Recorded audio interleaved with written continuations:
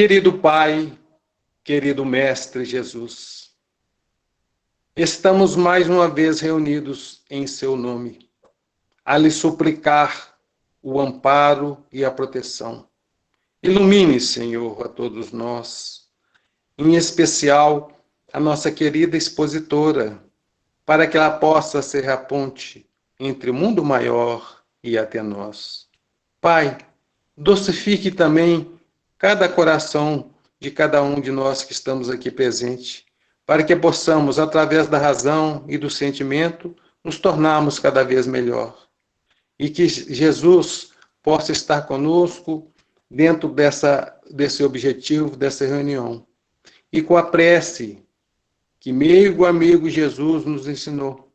É com essa linda prece que pedimos a permissão para dar cor aberta os trabalhos dessa reunião pública. Pai nosso, que estais nos céus, santificado seja o vosso nome. Venha a nós o vosso reino. Seja feita a tua vontade, aqui na terra, como em todo o universo. O pão, Senhor, do Espírito e da matéria, dê-nos hoje. Perdoai as nossas ofensas, assim que possamos perdoar aqueles que nos têm ofendido.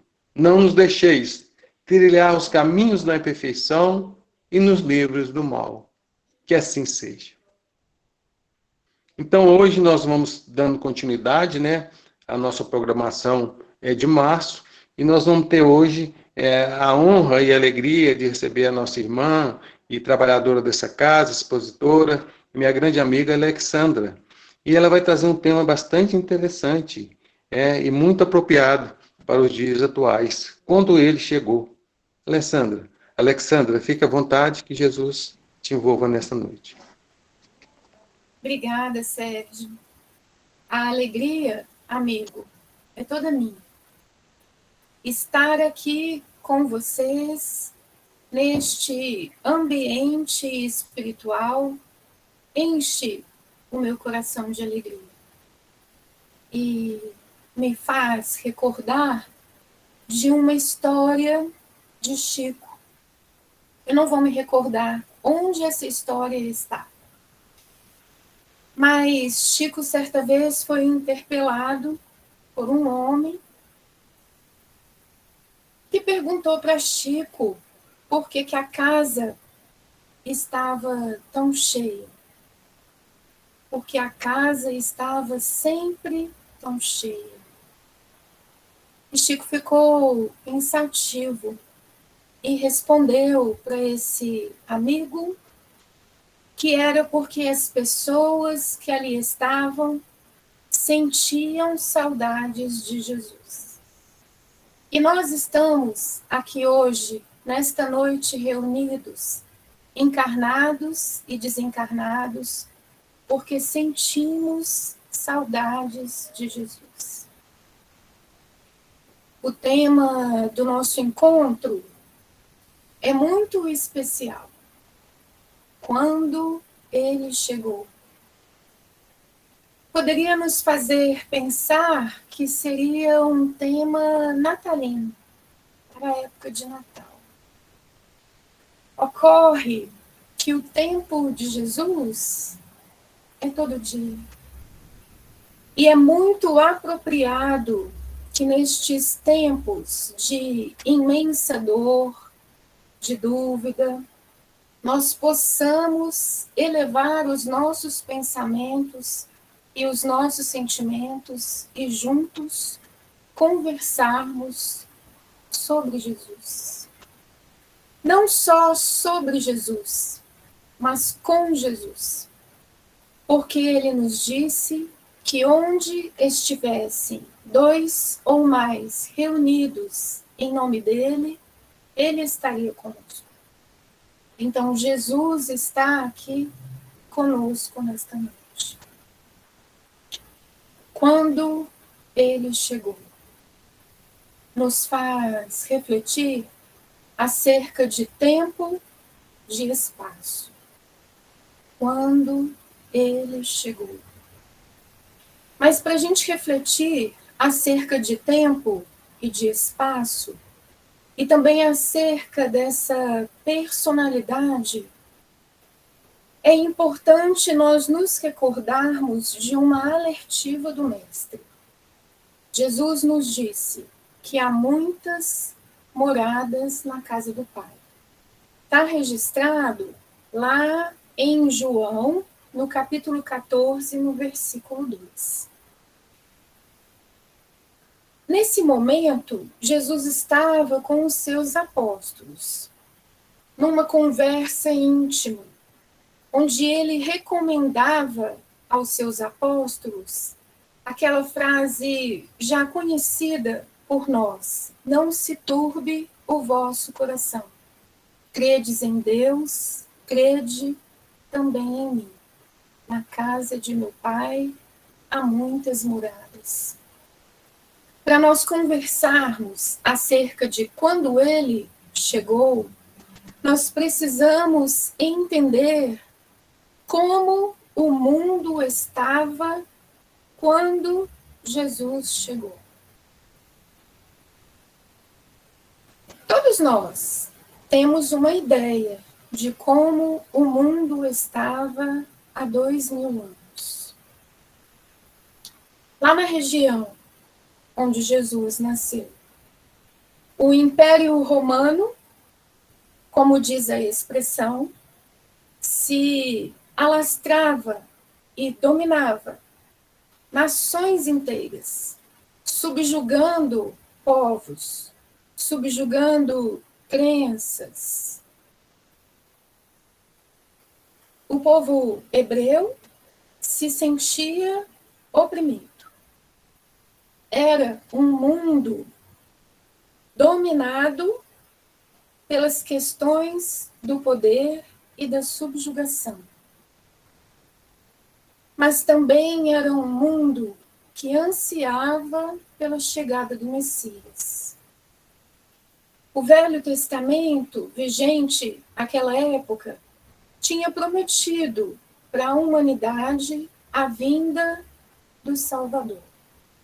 E o Salvador era esperado como um homem que viria com o seu exército para colocar as coisas no seu devido lugar.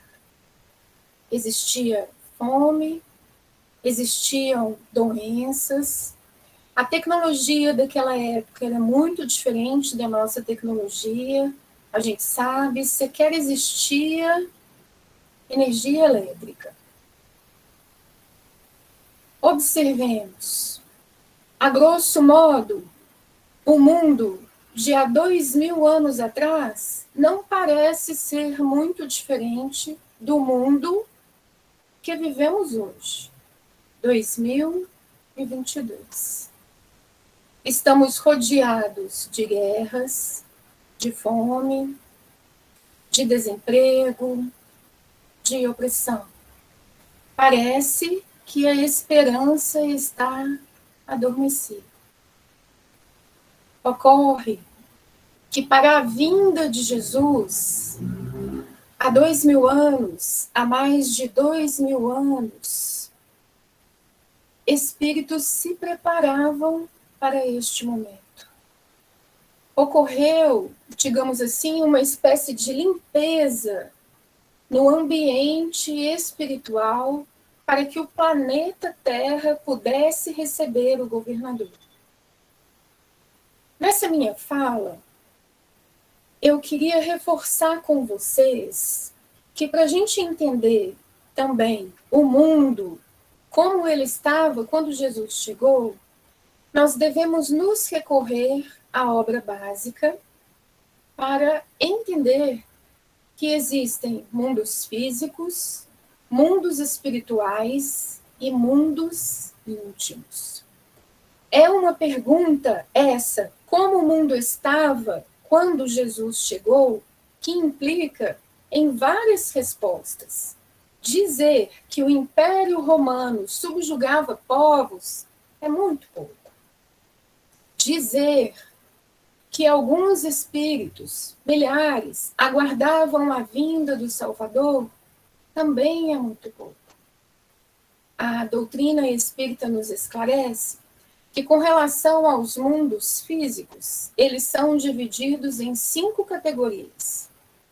Com tudo o que isso implica, em 5 grandes categorias, que se amalgamam, por assim dizer, porque um mundo pode contemplar as características de um outro mundo. O primeiro deles, mundo primitivo, destinado às primeiras encarnações dos espíritos. Depois, mundo de expiação e provas. Em seguida, regeneração. Depois, ditosos. E, por fim, celestes ou divinos. A classificação do mundo, quando Jesus aqui chegou, era mundo de provas e expiação. Nós ainda estamos nessa classificação, apresentando características tanto de mundo de prova de expiação, quanto de mundo de regeneração. Com relação aos mundos espirituais que permeiam, que estão à nossa volta, existem muitas classificações. A literatura espírita diz para nós do umbral, do abismo, das trevas, das zonas de transição, as chamadas colônias, e das esferas superiores. Com relação aos mundos íntimos, eles dizem do nosso estado interior, do céu ou do inferno que cada um de nós carrega dentro de si. E se eu falei para vocês que para a gente entender essa questão de mundo físico, mundo espiritual e mundo íntimo, a gente deve se reportar à obra básica, o Evangelho segundo o Espiritismo, ele fala para nós da classificação dos mundos físicos, e o céu e o inferno fala para nós da classificação, por assim dizer, dos nossos estados íntimos. Aí Kardec enumera, por exemplo, quanto aos espíritos, que nós podemos ser felizes, em condições medianas, sofredores, suicidas, criminosos arrependidos, espíritos endurecidos e espíritos em expiação. Vocês estão acompanhando o meu raciocínio? Quando Jesus chegou, o mundo que o acolheu era um mundo multiverso. Um mundo de provas e expiações, já na linha evolutiva para alcançar o degrau da regeneração, um mundo rodeado de espaços espirituais que condizem com os nossos estados íntimos. E foi neste mundo, há 2000 anos, que Jesus veio nos ensinar a lei de amor. Eu gostaria que nós refletíssemos qual foi o progresso, a evolução do mundo após a vinda do Messias. E para a gente refletir acerca dessa transição, acerca da lei de amor que Jesus veio nos ensinar pessoalmente, eu gostaria que nós refletíssemos juntos acerca dessa personalidade. Afinal de contas, quem é Jesus? Essa pergunta extremamente profunda. Se a gente diz que Jesus é o governador planetário, pode ser que essa expressão governador planetário diga pouco para nós. Então, enquanto eu estava estudando, eu achei que seria importante que a pergunta quem é Jesus fosse respondida através de 4 desdobramentos. Quem é Jesus?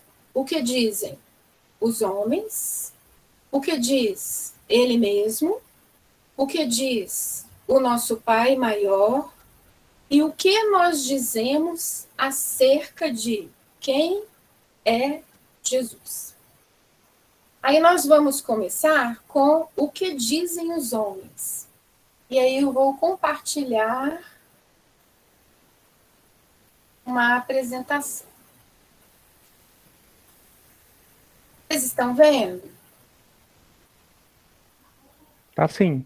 Ótimo. Tá a tela, sua tela do PowerPoint. Assim? Ficou melhor? Sim, melhor. Ótimo. Então, o que dizem os homens acerca da pergunta: quem é Jesus?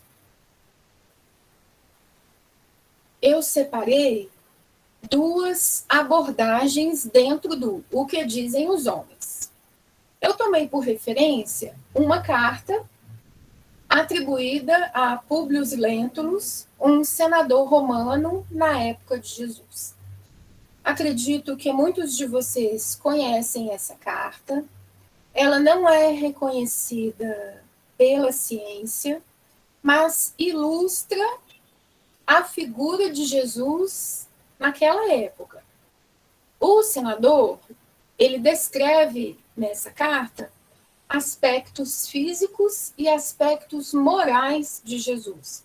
Eu não vou ler a carta toda, vou só destacar que o senador diz que Jesus é um homem de justa estatura e que ele é muito belo no aspecto.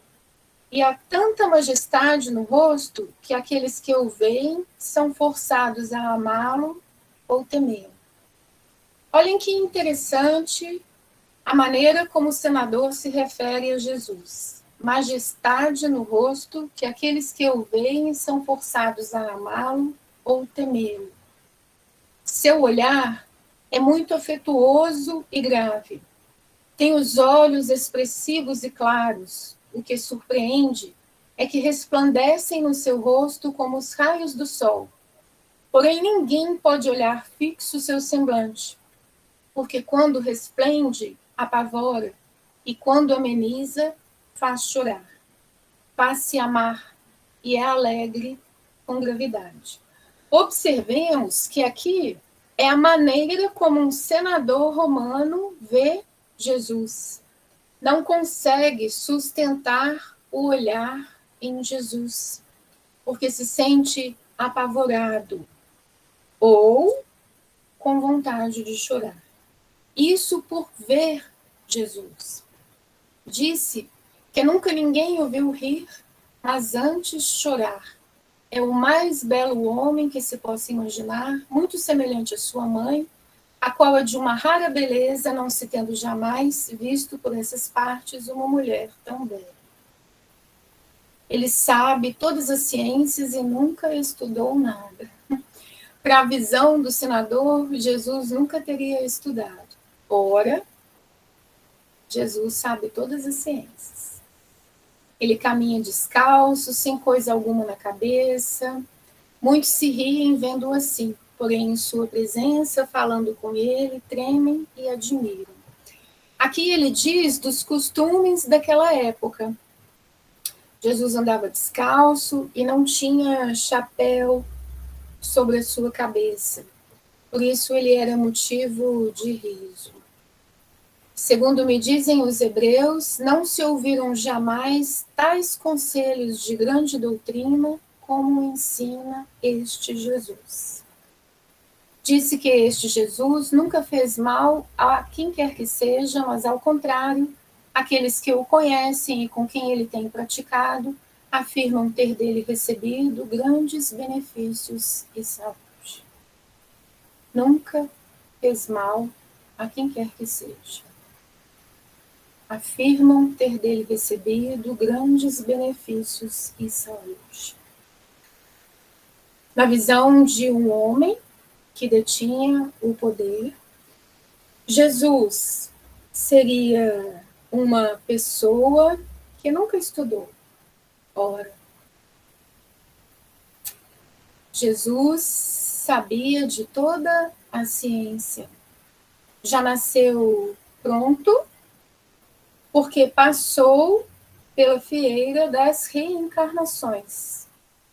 E ao se apresentar para nós no planeta Terra, já se apresenta como nosso guia e modelo. A outra visão que eu separei acerca do que dizem os homens está registrada em Mateus. E é uma pergunta do próprio Jesus. Quem dizem os homens ser o Filho do Homem? O Filho do Homem é Jesus. Quem dizem os homens ser o Filho do Homem? Quem dizem os homens ser eu? E os apóstolos responderam. E eles disseram, uns o João Batista, outros Elias e outros Jeremias ou um dos profetas. Olhem que interessante. Alguns confundiam Jesus com João Batista. João, o Batista, é o precursor. É a voz que clama no deserto. João é o símbolo da verdade, da autenticidade. João é o símbolo da disciplina. Mas João, o Batista, não é Jesus. E eles disseram, uns João o Batista, outros Elias e outros Jeremias ou um dos profetas. Aqui nessa passagem, a gente vê uma amostra de que o povo, já naquela época, acreditava em reencarnação. Porque os apóstolos dizem para Jesus que uns acreditavam que Jesus era Elias, Jeremias ou um dos profetas. Ora, como Jesus poderia ser Elias, Jeremias ou um dos profetas, se nós não entendermos que, na verdade, a resposta contempla a ideia de que Jesus seria a reencarnação, por exemplo, de Elias, Jeremias ou um dos profetas. E aí Jesus reitera a pergunta, mas vós, quem dizeis que eu sou? E Simão Pedro respondendo disse, tu és o Cristo, o Filho do Deus vivo. Tu és o Cristo, o Filho do Deus vivo. Vou deixar para as nossas reflexões. E aí o que diz ele mesmo? O que diz Jesus acerca da própria figura, da própria personalidade? Jesus diz, eu sou o pão da vida. Aquele que vem a mim não terá fome, e quem crê em mim nunca terá sede. Isso numa passagem em que Jesus fala do pão do céu, que Moisés não pôde dar, mas que ele, Jesus, por ser o pão da vida, poderia. E aqui a gente deve refletir. Por que Jesus se intitula o pão da vida? Qual vida? A vida eterna. Aquele que vem a mim não terá fome, porque quando nós nos alimentamos dos ensinos de Jesus, a nossa alma se sente completamente saciada. O amor que Jesus veio nos ensinar mata a nossa fome e a nossa sede que sentimos com relação aos segredos do universo. Eu sou o pão da vida. Jesus também nos diz, em verdade vos digo, que antes que Abraão existisse, eu sou. Aqui, em conversa com judeus que disseram que Jesus tinha demônio.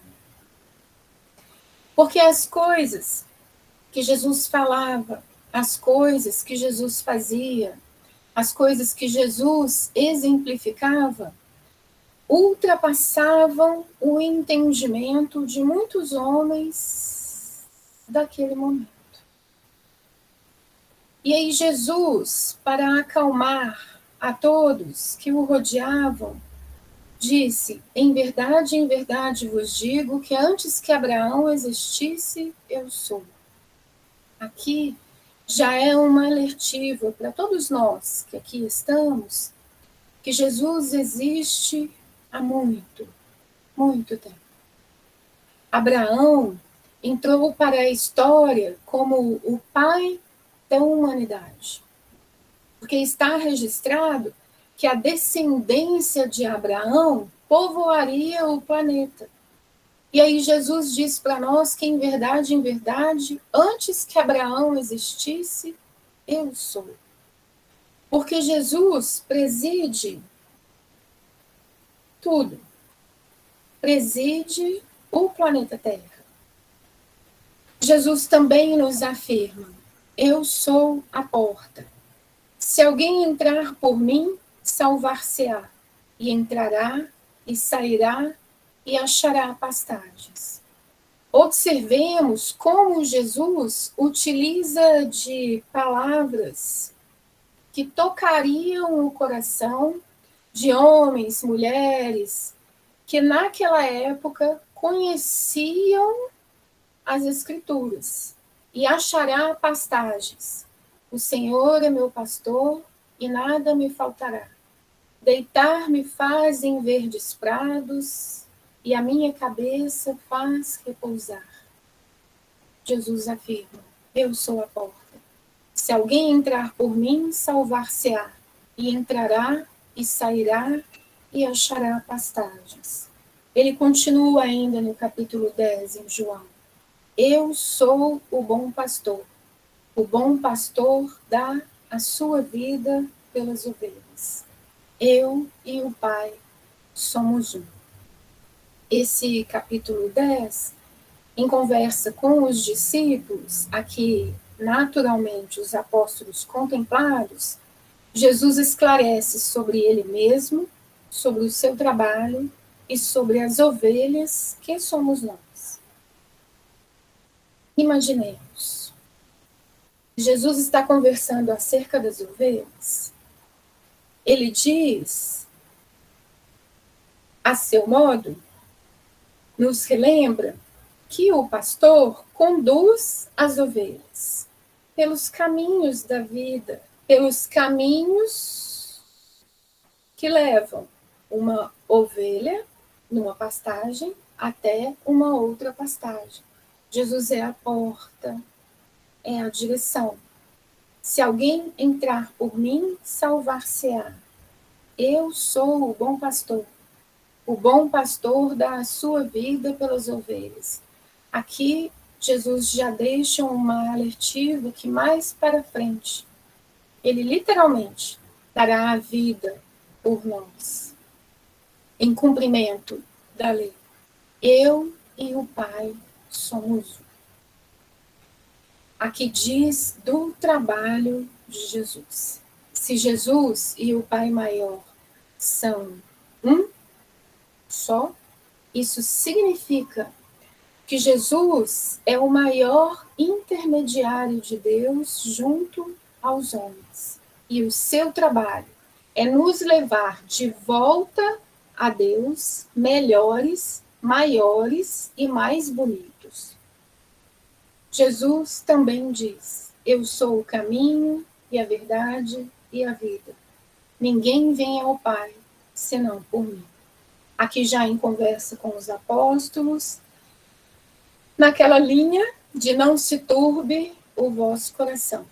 Eu sou o caminho e a verdade e a vida. Ninguém vem ao Pai senão por mim. Observemos como Jesus é extremamente coerente com aquilo que nos ensina. Se ele diz que ele e o Pai são um só, ninguém vai ao Pai senão por ele. Para nós alcançarmos Deus Pai, temos de seguir o caminho. Olha o caminho aqui. Eu sou a porta, se alguém entrar por mim, salvar-se-á. O bom pastor dá a sua vida pelas ovelhas. Eu sou o caminho e a verdade e a vida. E Jesus ainda nos diz: eu sou a videira, vós as varas. Quem está em mim e eu nele, esse dá muito fruto, porque sem mim nada podeis fazer. Nessa passagem, Jesus conversa conosco acerca do lavrador, da videira e das varas. O lavrador é o Pai maior, a videira é Jesus, e as varas somos todos nós que aqui estamos. Interessante a gente observar que Jesus não exclui absolutamente ninguém. Ele é a videira e nós somos as varas. Mas embaixo vem uma condicionante. Quem está em mim e eu nele, esse dá muito fruto, porque sem mim nada podeis fazer. Se Jesus é essa videira e nós somos as varas, pelo óbvio, Jesus está conosco. Agora, quando nós estamos com Jesus, aí nós damos muitos frutos, porque sem Jesus não podemos fazer absolutamente nada, já que ele é o caminho, a verdade e a vida. E o que diz o Pai acerca de Jesus? No batizado de Jesus, o João o Batista, é ouvida uma voz: este é o meu filho amado, em quem me comprazo. Que frase deliciosa de nós, como filhos, ouvirmos de nossos pais. Este é o meu filho amado, em quem me comprazo. Eu queria contar para vocês que todos nós somos filhos amados de Deus Pai. E estamos neste esforço para que Deus também sinta prazer, sinta alegria com o nosso comportamento. Assim como Deus Pai sente com o seu Filho Jesus. E nós? O que nós dizemos acerca de Jesus? O que eu digo, o que vocês dizem acerca de Jesus? O nosso relacionamento com Jesus é um relacionamento íntimo, digamos assim, que pode ser baseado na confiança, na alegria, na amizade. Ou também pode ser um relacionamento baseado na ideia do Senhor dos Exércitos. E essa ideia do Senhor dos Exércitos carrega consigo a noção de punição. Então eu pergunto, mais uma vez, o que cada um de nós que aqui está pode dizer acerca de Jesus? E eu queria também que refletíssemos se Jesus realmente já chegou para nós, encarnados e desencarnados que aqui estamos. No planeta, Jesus já chegou há mais de 2000 anos. Mas e para nós que aqui estamos? Ele já chegou?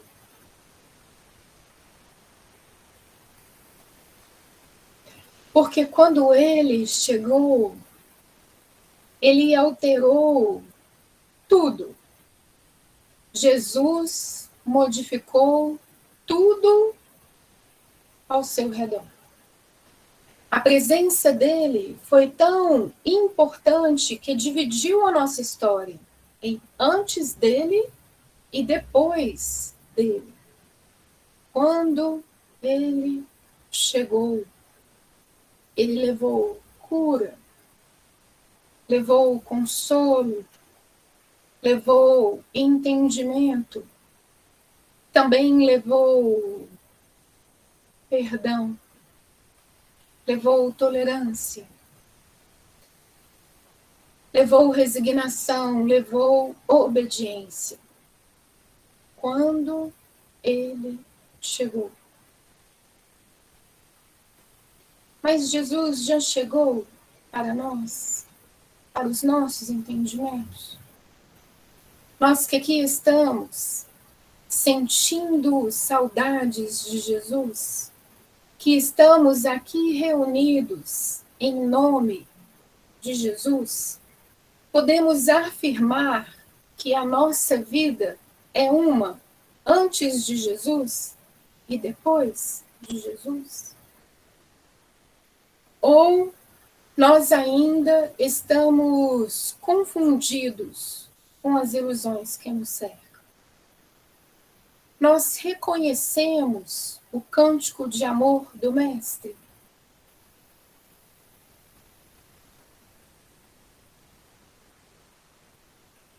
Essas perguntas, aparentemente filosóficas demais, dizem do ser imortal que somos. Porque se andamos confundidos pelas ilusões da matéria, não deixamos espaço na nossa vida para Jesus.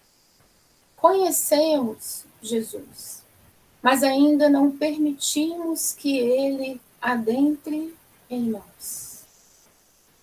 Porque quando nós permitirmos realmente que Jesus entre nos nossos corações, Jesus vai sair de nós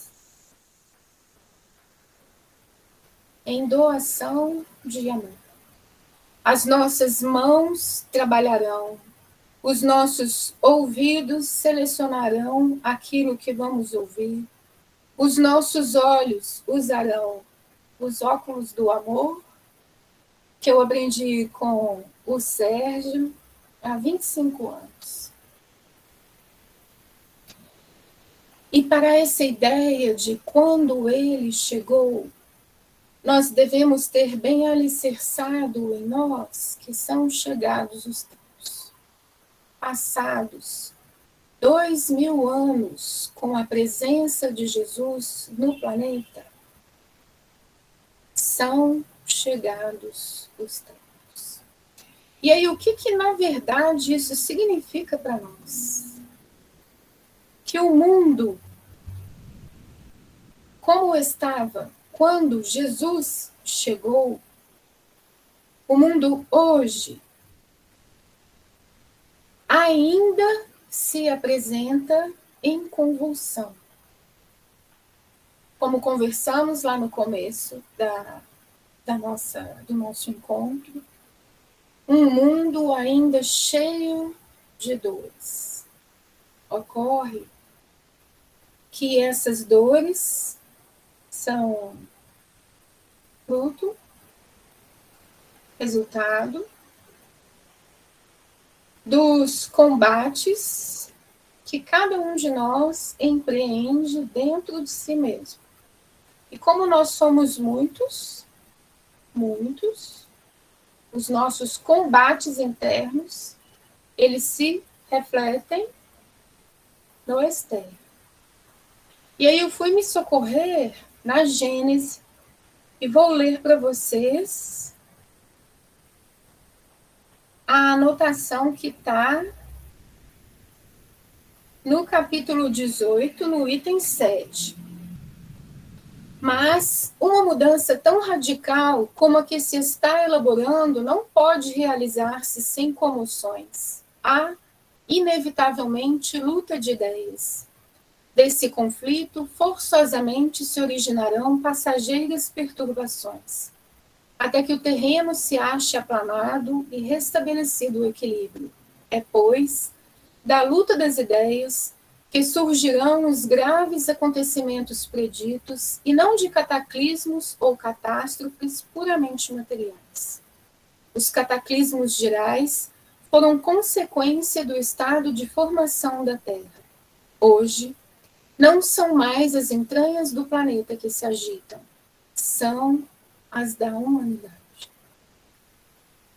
hoje, não são mais as entranhas do planeta que se agitam, são as da humanidade. E aí o convite é maior para que cada um de nós possa se manter em equilíbrio, a fim de que em breve possamos dizer que este aqui é o reino de Jesus. E Jesus nos diz: vinde a mim, todos os que estáis cansados e oprimidos, e eu vos aliviarei. Tomai sobre vós o meu jugo, e aprendei de mim, que sou manso e humilde de coração, e encontrareis descanso para as vossas almas. Porque o meu jugo é suave, e o meu fardo é leve. Todos nós que aqui estamos sabemos o significado da palavra jugo. Jugo é aquela peça que é colocada assim, ó, na cabeça dos bois que antes conduziam um cavalo, o cavalo de boi. Jesus diz para nós que o jugo dele é suave. Qual que é o jugo de Jesus? É a observância da lei. E Jesus nos adverte que o fardo é leve. Qual que é o fardo? O fardo é a lei divina. E a lei divina é a lei de amor.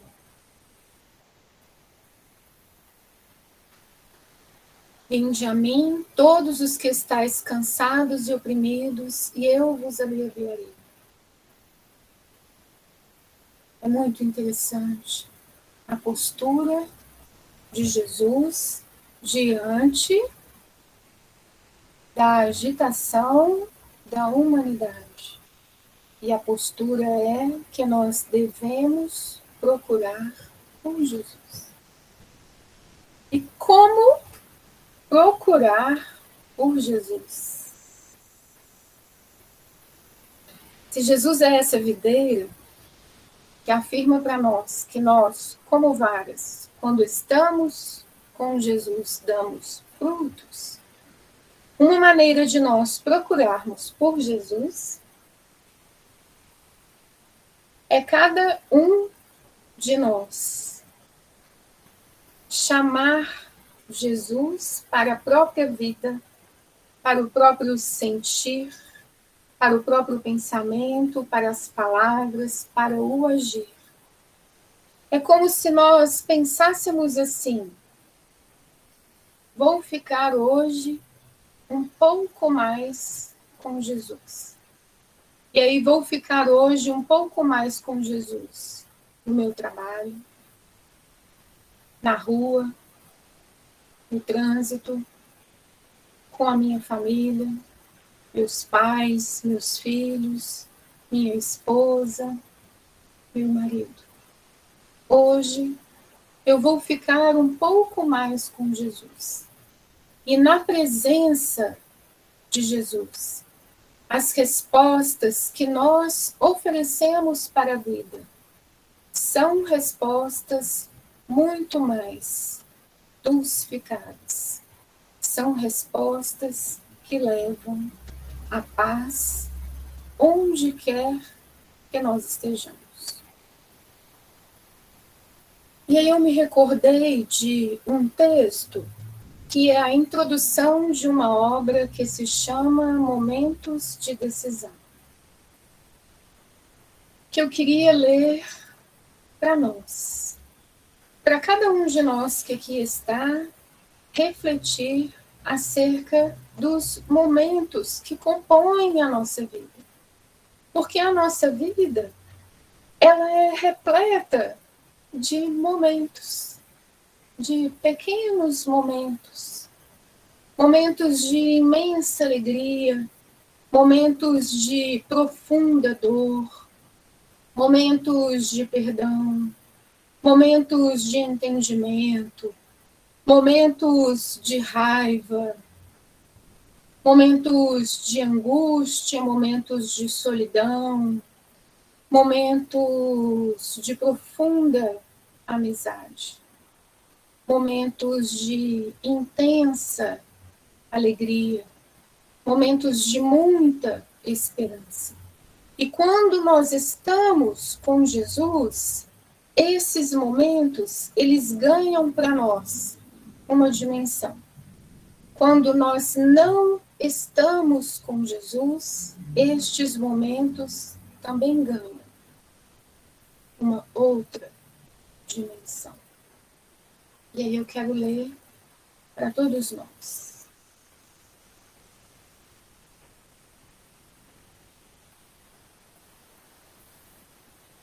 Transitam e passam os momentos da vida que dão origem aos estados de paz e de aflição em que o homem se renova na esperança ou se estorcega na dor.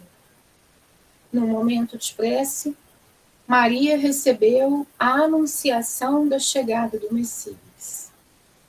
No momento de paz na terra, Jesus nasceu em singular estrebaria para mudar os rumos da história. No momento de confiança, Nicodemos rogou à entrevista que lhe abriu horizontes infinitos sobre a necessidade de nascer de novo. No momento feliz, a mulher samaritana travou o diálogo que lhe mudou o roteiro da existência. Num momento de piedade, o samaritano tornou-se o símbolo da solidariedade por excelência. Num momento de fé, a mulher hemorroíça libertou-se do grave mal que a martirizava. Num momento de reflexão, o moço rico perdeu a oportunidade de ganhar o jornal. Num momento de dor, a mulher adúltera encontrou a piedade do mestre e renovou-se para avançar vida fora. Num momento de inveja, alguns fariseus tentaram embaraçar o Senhor e se confundiram a si mesmos. Num momento de amor, Jesus libertou o obsesso de Gadara, que padecia a cruel constrição de mentes perturbadoras. Num momento de desequilíbrio, Judas traiu o Cristo. Num momento de fraqueza moral, Pedro negou o amigo. No momento de pusilanimidade, Pilatos lavou as mãos e perdeu a maior bênção da vida. No momento estoico, mulheres piedosas atestaram a grandeza do amor, acompanhando o sublime condenado. No momento de loucura coletiva, os homens crucificaram Jesus. No momento de luz, o Mestre ressuscitou. E até este momento é o caminho, a verdade e a vida. Momentos de decisão. Indispensável saber utilizar as lições do Evangelho em cada momento da existência física, a fim de poder fruir as bênçãos da vida eterna. Que seja este, portanto, o seu momento de decisão feliz. Que seja este, portanto, o nosso momento de decisão feliz com Jesus.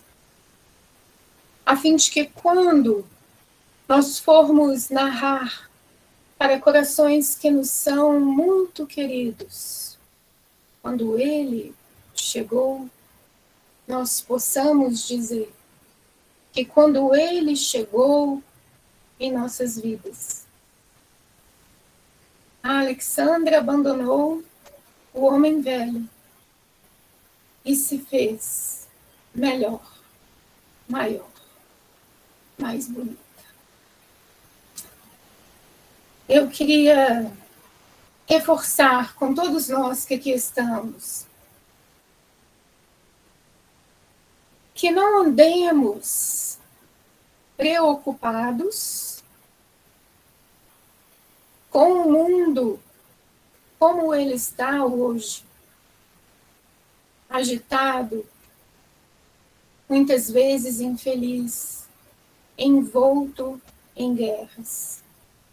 O que cada um de nós pode fazer é melhorar-se a si mesmo, porque nos melhorando, todo o mundo ao nosso redor melhora.